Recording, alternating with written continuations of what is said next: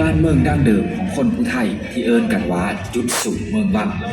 หรือที่หลายๆคนรู้จักกันในซื้อเมืองวังอ่างคำผู้คนในสปป.ลาวว่ากันว่า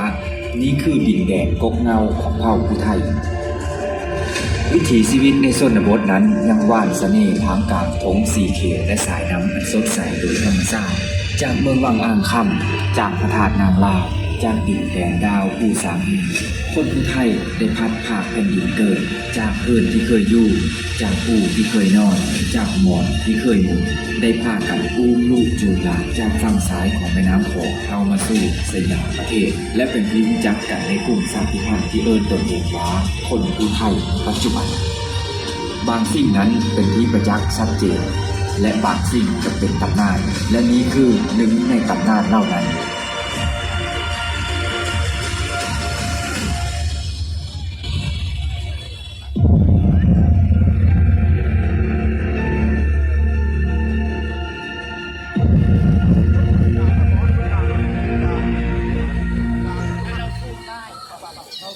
ละคร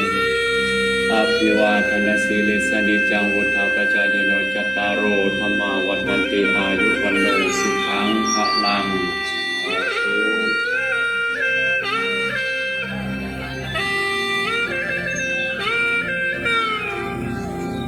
แม่จ๋าวันนี้แม่ขอพรในสะเลิศ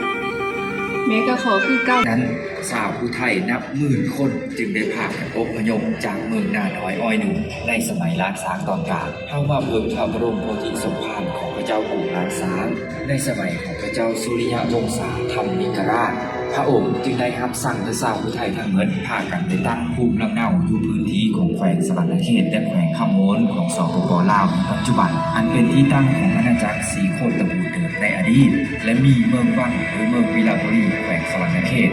เป็นเมืองหลวงของชาวไทยซึ่งมีลักษณะพื้นที่เป็นภูผาป่าดงและแม่น้ำหลายสายอันมีเซเกาะเซน้อยเซบาเป็นดังเส้นเลือดใหญ่ที่ไหลล่อเลี้ยงไทยเมืองวังพอมาฮอดในสมัยรัชกาลที่3เมืองวังเกิดมีความวุ่นวายและเกิดความขัดแย้งระหว่างสยามกับโหเมืองล้านเป็นเมืองเรนูนครและตั้งเพื่อเท้าสายโหนาไทยโคไทยเป็นพระแก้วโหมนเจ้าเมืองเรนูนครคนผลิตขึ้นต่อมาเมืองนครพนมในปีพศ2387ซึ่งคือท้องที่อำเภอเรนูนครจังหวัดนครพนมในปัจจุบันนี้แหละจากเอกสารลงเข้าสู่ปีพศ2384หรือปีจศ1203ปีฉลูตรีศกไทยกับเวียดนามได้เป็นอริบาทหมางกันดังนั้นพระบาทสมเด็จพระนางเกล้าเจ้าอยู่หัวรัชกาลที่3แห่งราชวงศ์จักรีจึงได้ทรงรับสั่งให้พระมหาสงครามผู้เป็นแม่ทัพที่อุดมสมบูรณ์น่าอาศัยอยู่จึงพร้อมพากันตั้งหลักปักฐานอยู่นี้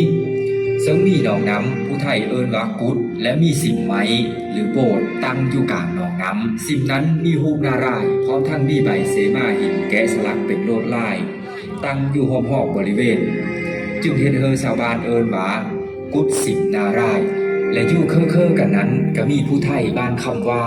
แต่เดิมแล้วพวกเขาอาศัยอยู่บริเวณบ้านกระแตบหน้าผาดาบหรือที่รู้จักกันในซื้อจุดสุ่มกระแตบเมืองวิลาบุรีแขวงสวรรณเขตของสปป.ลาวในปัจจุบันหลังจากศึกเจ้าอนุวงศ์เวียงจันทร์ในสมัยรัชกาลที่3ปีพศ2370ราชวงศ์เมืองวังกระแตในปีพศ2300